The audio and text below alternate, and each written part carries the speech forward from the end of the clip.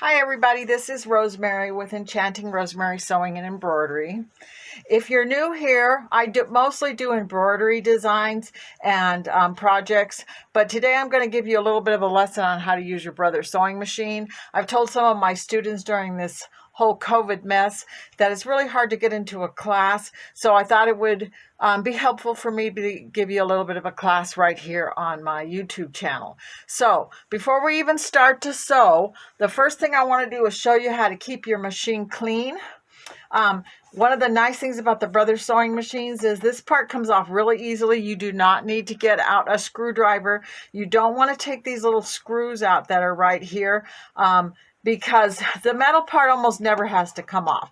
So this part here we do want to take off to clean our machine. And if you put your hand right back here, I'm going to make this machine turn this way. If you put your finger right here and push, this will just come off very, very easily.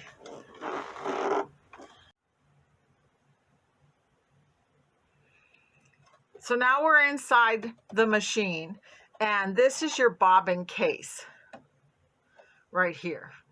And I don't know if you can see it, but there's a little teeny white triangle right here, and there's a little white dot right here. So when you go to put this back in, you're just going to line that triangle up with that dot and put it back in. It's very easy to take it out and put it back in. If you've gotten your sewing machine jammed sometimes, where you the thread gets all wrapped up inside of here and it jams and this whole thing twists so that you can't get it out, that's the reason why your machine's not sewing properly and you think you broke it. But all you really have to do is to get this back out again, put it back in, find that little white triangle, line it up, put it back in so that it very easily just lays down in it, and you should be back in business again as long as you haven't put your needle through the bobbin case. So another thing you want to do when you've got this apart is you want to clean in here, and you can blow it out with air. Don't ever be afraid of the canned air. It's not going to hurt your sewing machine. I don't care what anybody says. All it does is blow the fluff out of the general area of where you're trying to embroider. And if you bring your sewing machine in and have it serviced on a regular basis at a good sewing and vacuum repair service center, they will get the fluff out of the rest of the machine for you. And that's something you should do probably once a year. It just makes your sewing machine work better. But you can also just use a paintbrush. The brush that you get with your sewing machine is not adequate. So just a nice clean paintbrush that you've never used for anything else but your machine, and just go in there and just brush it out really, really good and get all the fluff out of there and get it clean. And then we're going to go ahead and we're going to put this back in again. And then this part just snaps on like this and goes in like that. So it's very easy to put it together. The other thing that you want to do on a regular basis is change your needles. I can't tell you how many people I've met over the years who didn't know that they needed to change their needles every 10 to 12 hours worth of sewing on their sewing machine. So it's really important to keep that needle in good working order. It gets dull, it gets little burrs on it, it gets bent, and then it doesn't sew properly, and you're not going to get good stitches and you think your sewing machine's broken, but it's not. So the next thing is your foot. I wanted to mention a little bit about your sewing foot. This is the J foot on the Brother machine. It is completely flat on the bottom. This is the end foot. The end foot comes with your machine. A lot of people put it on their machine because it's open in the front and this is clear and they can see better. But the end foot is not flat. Look at it. Turn yours upside down. It has a little bit of a wedge right in here. The reason that's there is so when you do your decorative stitches, the thread doesn't bog down. And your machine will actually put an N right on the screen and tell you to use your end foot. But if it says to use your J foot, you should be using your J foot. Okay, so now we're at the top part of the sewing machine. I don't think I realized how hard it was going to be to do this class. I feel like I've done it for years and years and years in live person, but doing it on a video is a completely different story. So this is the top part of our machine. And it has little numbers up here that says 1, 2, 3. That's telling you how to thread your sewing machine. The first thing we're going to do is we're going to go ahead and we're going to wind a bobbin. And you want to use 1/2-inch plastic bobbins on these machines. Don't put metal in them. They fit, but they're not the right ones. Also, don't use a Class 66 Singer bobbin.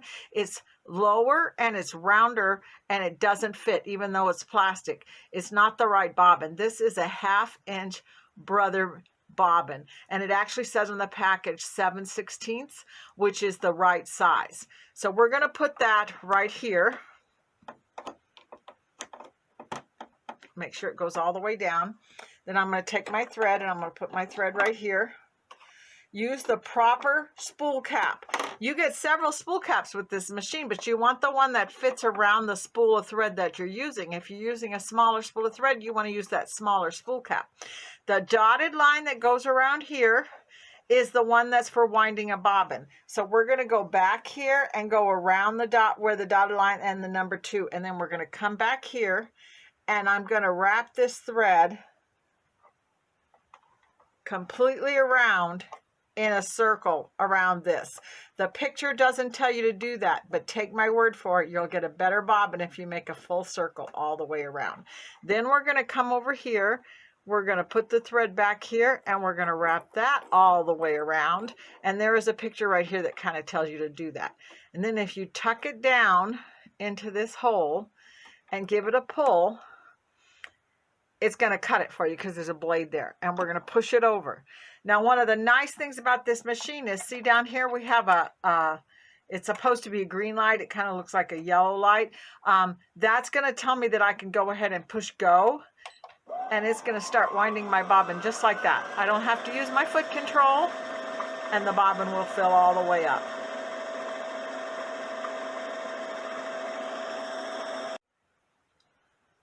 So now we're ready to thread our sewing machine.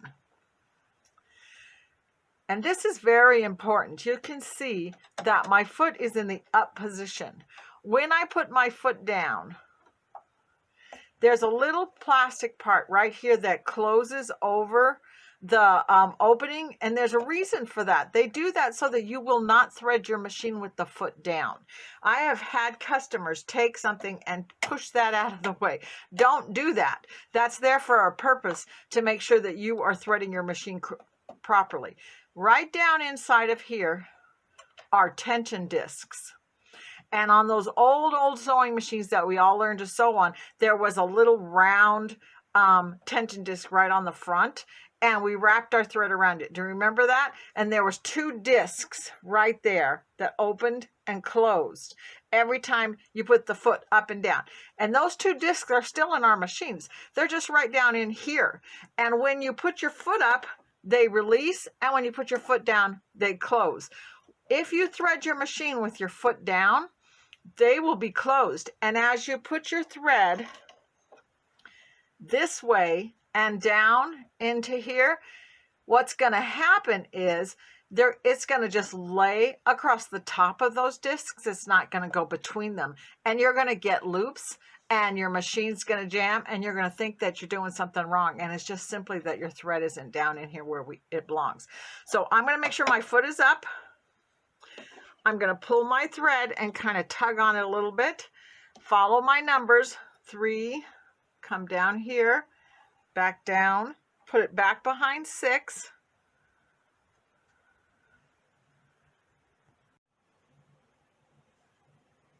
This is number 6.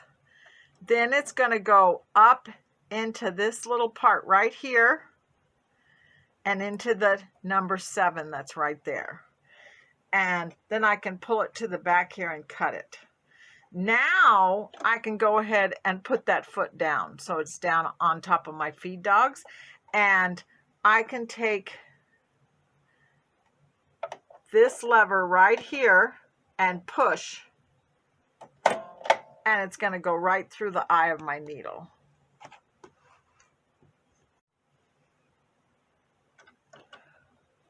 So my thread is through the eye of the needle. See, and if I grab it like this and I pull, see how easy that pulls?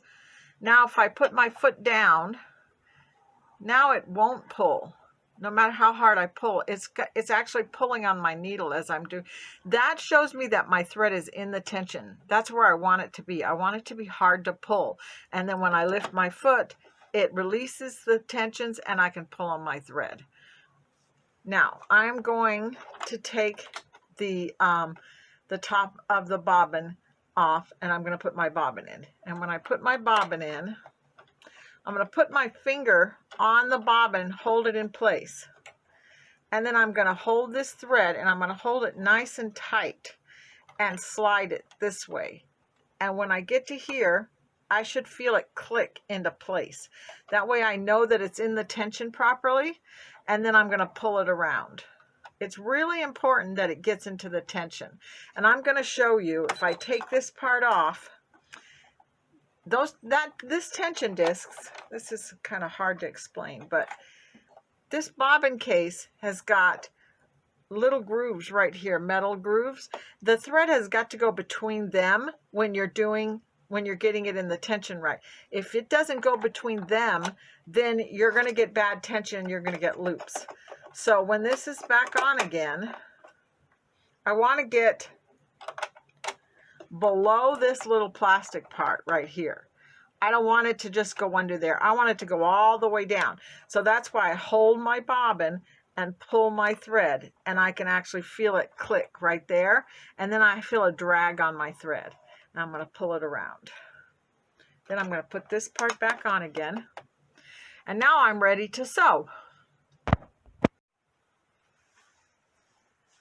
Okay, so let's talk a little bit about the screen on this machine. This one is the PS700. There's also the PS950 and the 500. There's a little bit of differences from one machine to the next, but they're not a whole lot different. They're pretty easy to understand. So to start with, as I showed you before, this tells you that we want to use our J-foot when we're doing a straight stitch. And this is our width, and this is our length. These are the buttons that change our stitches. And you can see here that we have 1, 2, 3, 4 straight stitches. That's a little bit confusing, isn't it? So I'm going to explain it a little bit to you. The first two are the left needle position. They're going to actually put your needle over to the left. Some people like to sew with their needle over to the left. A lot of people, in fact, most people like to sew with their needle in the center, and the number 3 will move the stitch to the center. You can see in the picture, it's moved to the center now. If I come over here, it says 0, 0, which means the stitch is all the way down here. And then when I pick number 3, it says 3.5, which is the needle position, and it's showing the stitch going in the center. If I change this, watch the way this drawing moves the stitch down, up or down. And my needle is actually moving over as I'm doing that. So this is going to determine where your needle's at. The difference between 3 and 4, if you look at your machine very closely, at the very top of 4, there's a dot right in the dead center. And then on 3, there's 2 little lines going up and down. The reason why they do it that way is that number 3 will sew a backwards knot when it is doing a straight stitch, and number 4 will do an up and down knot. When I push this, that is telling my machine that I want it to do a reverse knot when I first start sewing. If I push this, that is going to tell the machine that I want it to cut after it has tied a knot. So what I'm going to do is I am going to choose number 3 so that it has the backwards knot. I'm going to highlight this and highlight this, and then I'm going to move my camera so I can show you how it's going to sew out.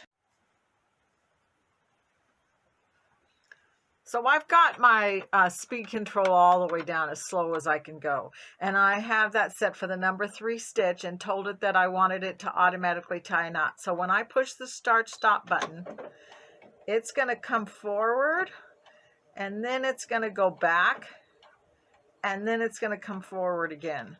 And that's the kind of knot it's going to tie. Then if I push this button right here, I'm just going to tap it, and it's going to go back, and then it's going to come forward, and then it's going to stop and cut the thread just like that. And you can see that my thread got cut. Now if I change my stitch to the number 4 stitch, the one I told you about that had just the dot on it, then when I start to sew, you'll see that the needle goes up and down in one place, and then it starts to sew. And I'm going to put this button instead this time. And it's going to go up and down, and then it's going to cut the thread, and it's going to stop. So now I have 2 different kinds of knots. This one does an up and down knot, a little tiny knot like you would do if you were doing your quilt piecing and you didn't want a big thread bunch right there. This is a back and forth knot, the kind of knot that we did on our old-fashioned sewing machines when we hit the reverse. That's going to make a nice strong knot that's going to hold it together. Like for instance, if I'm doing a dress and I want the end of the seam to be really tight. So those are the kind of knots that you can decide which one you want it to do according to what kind of a project you're working on. The same thing applies to the zigzag stitches. If I pick the zigzag stitch that has the line across it and I tell it that I want it to tie a knot, it's going to do kind of like a backwards knot, and then it's going backwards, and now it's going to come forward.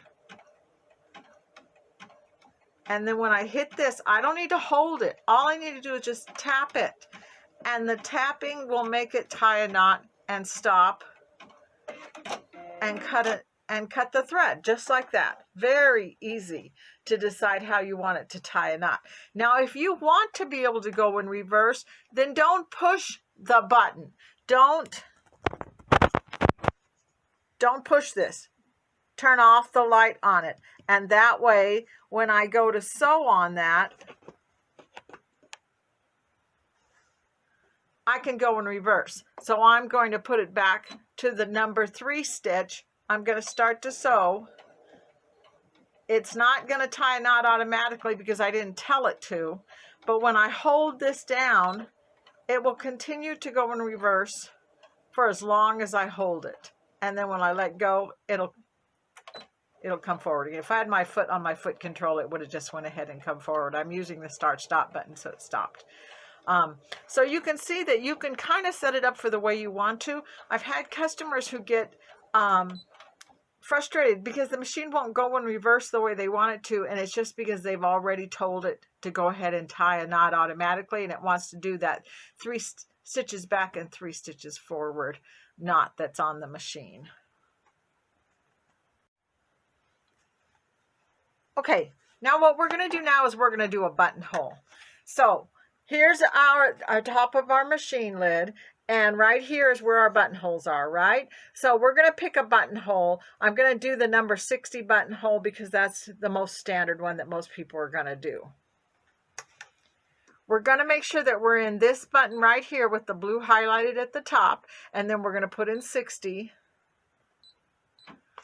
And the machine is going to tell us that we want our A foot, and this is your A foot. Okay, so what we want to do is if you hold on to it and put your thumb right here and push, it'll open up. And then I'm going to put a button right there, just like that. That's going to lock it into place and get it ready to do a buttonhole.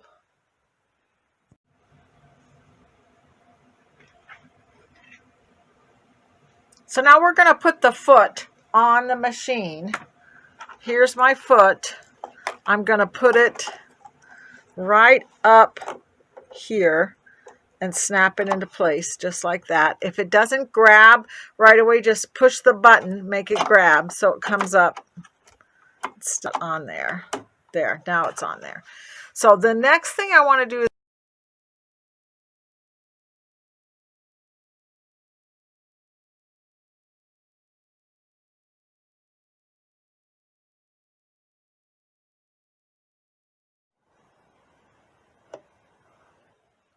Okay, so I got some fabric up underneath my foot, and all I have to do now is push my green light. You can do this with your foot control connected, but if you unplug your foot control and just use your start-stop button, you'd be amazed at how easy it is to make a buttonhole. So I'm just going to go ahead and push this.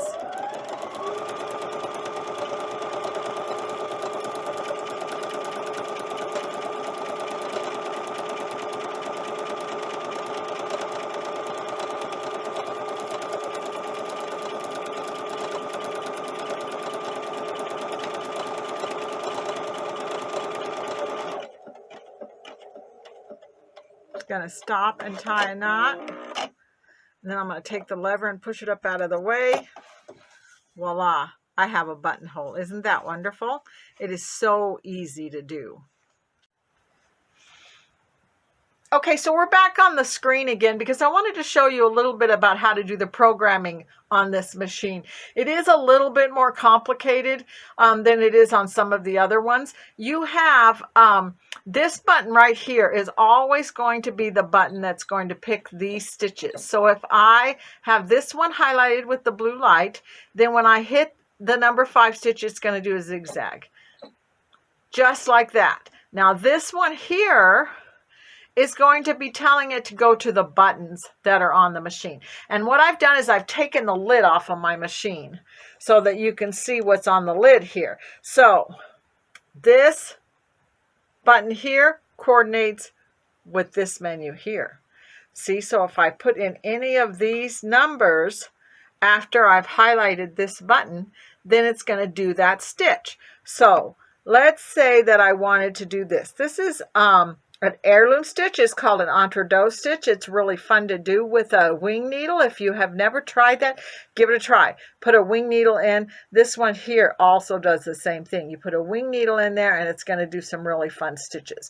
But if I want to do that stitch, I'm going to put 50 in there. So I'm going to write 50, and there's that stitch right there. If I want to do a buttonhole, which is also in here, all I have to do is put in the number 64, and it's going to do a buttonhole. Now, same thing goes for these menus over here. Look at the top. See, you have a number 2 with the leaves, a number 1 with the leaves, a number 3 with the leaves. Here's your leaves right here, right? So if I hit that, it's going to say, okay to delete the current pattern. Yes. Leaf number 1 is going to go into the leaf number 1 menu. I want to do these little bumblebees. Put it up here, you can see. These are little bumblebees. That's number 30. So I'm going to push 30. Oh, they're ladybugs. Sorry about that. So that's going to do that stitch. If I push this again, it's going to say leaf number 2. My leaf number 2 menu has got some hearts and flowers. Here's a heart right here. This is number 08. So I'm going to push 08. Now see what it did? It still has the ladybug on there, but it only has 1 heart. It's because I'm in sequence now. So what I want to do is I want to push clear and clear, so I have a blank screen. Now when I push 08, I'll get a row of hearts, just like that. So always remember to clear if you haven't already sewn something out. The moment I put a second one in there, let's go back up here again. Here's a star, 07, 07. Now it's back in sequence mode again, and it's going to repeat. Let's put in number 6, 06. Now I've got 3 of those different designs, a heart, a star, and the little swirly thing. Now, if I look down here, see this little thing that looks like hearts, 1 heart / 2 hearts? If I hit that, now it's going to repeat that design over and over again. If I only have the 3 up there and nothing else, it's only going to sew those 3, and then it's going to stop and tie a knot. And if I put this and this one, it's going to stop, tie a knot, and cut the thread for me. So everything is going to be so easy for me to go ahead and go around the edges of a baby blanket and put this pretty little decoration on here.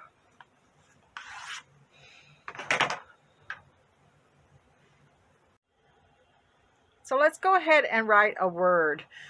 This is a little bit more tricky. I've got some hearts up here. I'm in the number 2 leaf menu.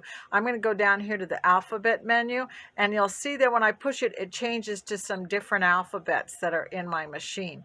So I want to hit it until I get a cursive, and then I want to be able to put a word in there. And if I look at this, you'll see that I've got some letters.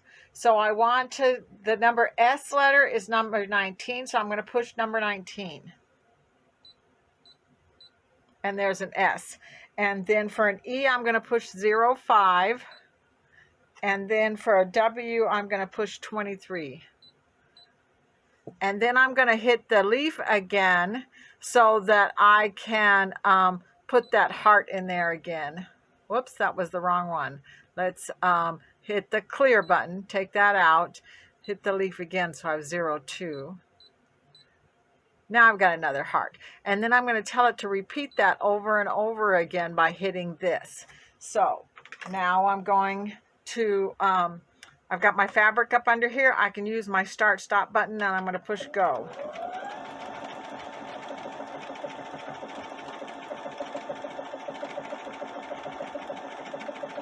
And you can see on the screen it's actually showing me what it's sewing next, so I know where it's at in my design, and it's going to continue to repeat that over and over again while it's sewing.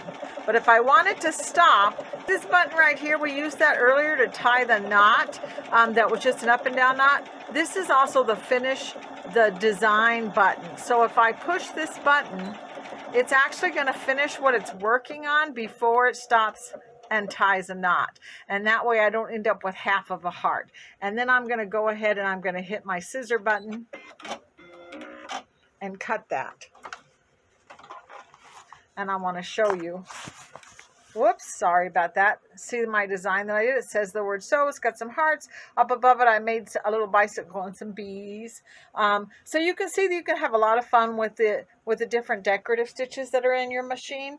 I hope I showed you a little bit of things you can do with your machine. There's so much more in these brother machines. And of course, there's all different kinds of models out there. So this one might not look exactly like your model, but hopefully I helped you a little bit to learn how to use your sewing machine. I absolutely love these brother sewing machines. They sew really nice and they're very easy to use. And I hope you had a good time, and we'll see you next time. Bye.